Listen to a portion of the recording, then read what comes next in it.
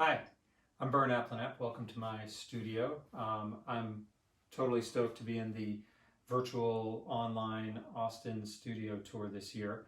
I wanted to provide an introduction and show you my studio and give you a little teaser for some of the cool live stream things I want to do during the tour so you can see a little bit more of the artistry in action, or just grab a cocktail and join and watch some of the art getting created.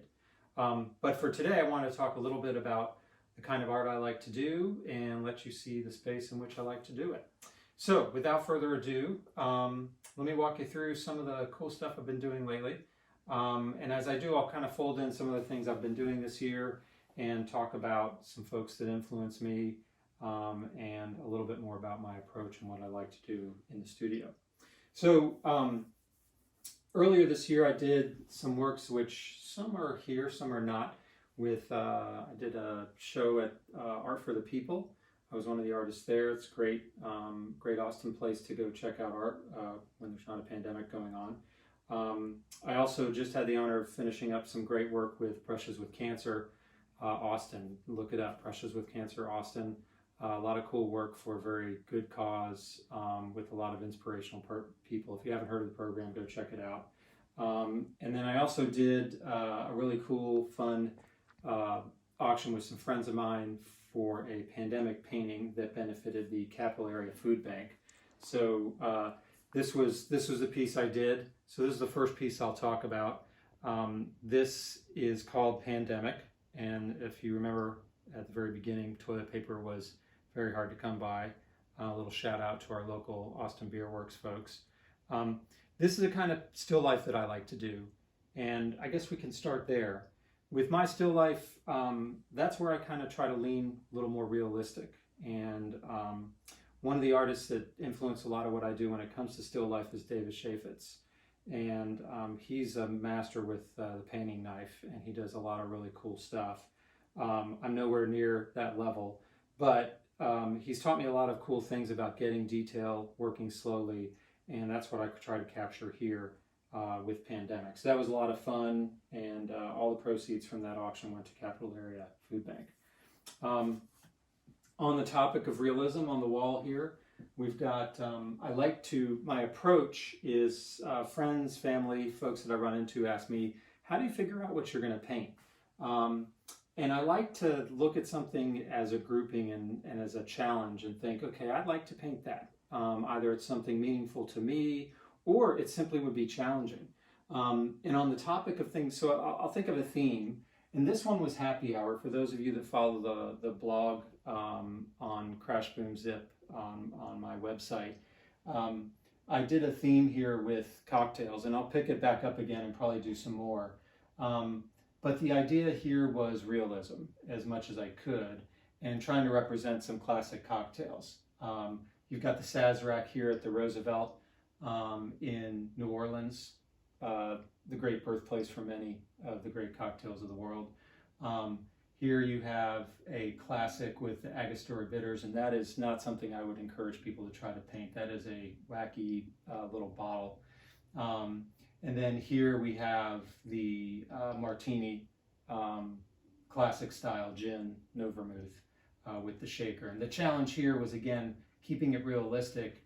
And when you look at my paintings, one of the things I really like to do is a combination of brushwork and then some of the thicker paint, some impasto, or just simply a different technique with a knife, with a painting knife. And the olives here have that kind of texture and really draws your attention to that part of the painting.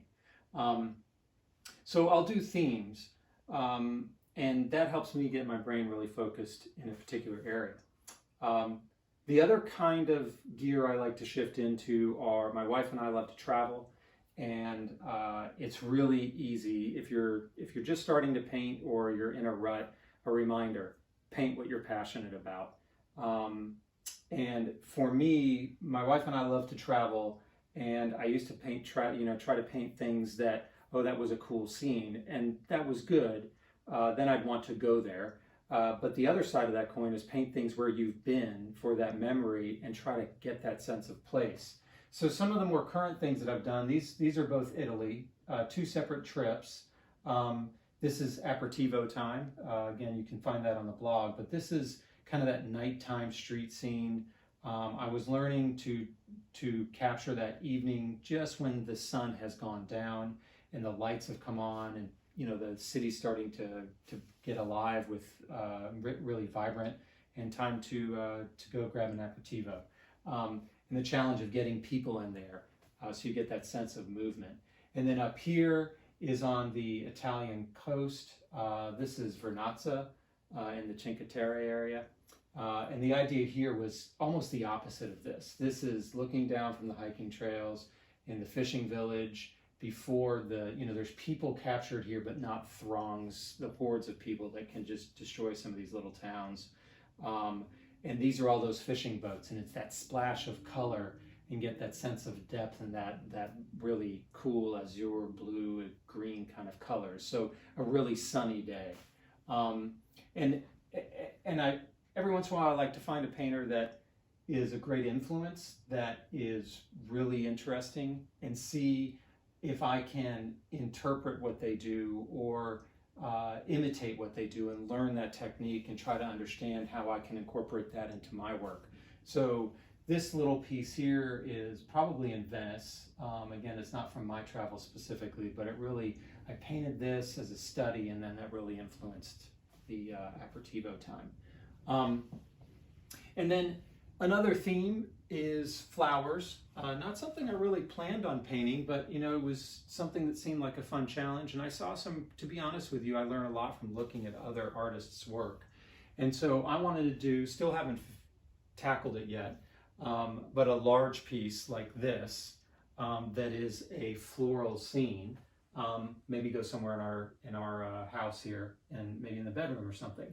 And the idea is, I do a study, and again, it's hard to see from there, but these are all small pieces, but there's canvas board and regular panel board. And so I use knife for some, or again, the brush and others, different techniques. And then I look at the different kinds and try to be very wide ranged in terms of what the stylistic approach is and the color palette, and see what resonates. And then from these smaller pieces, do something larger. This was done separate from those, but this is kind of trying to capture that Texas landscape that we love so much in the spring around here. And so this is kind of just that rolling landscape that has those blue bonnets and the various red types of flowers that we have throughout here. And then I've inserted random mountains, just artistic privilege there. So this is a large piece that has a lot of color to it, a lot of vibrancy, and something I really enjoyed doing. So those are some of the painting approaches I do. I would be remiss not to point out this one of Austin. This was done based on an Austin skyline in transition. It's even changed since this was done based on a year or so ago, from the hiking bridge underneath Mopac on Town Lake. So this was more kind of a combination of a landscape painting as well as a little bit of an abstraction with the skyline on fire kind of thing. And then lastly, what I wanted to share was one of the things that I've been working on a lot this year, in addition to some of the landscape stuff I talked about, are pet portraits. My wife and I love dogs. We do a lot of fostering. And so for me, this is an example of one that I've done recently. I haven't named it. It's not my dog. In fact, it was a picture that I found somewhere online. And the idea was to capture the essence of, that great doggy look, which is the eyes. It can be the tongue, it could be the nose, but trying to get all that detail in there. So these are much more on the realistic side. And I do them as drawings because I really enjoy the challenge.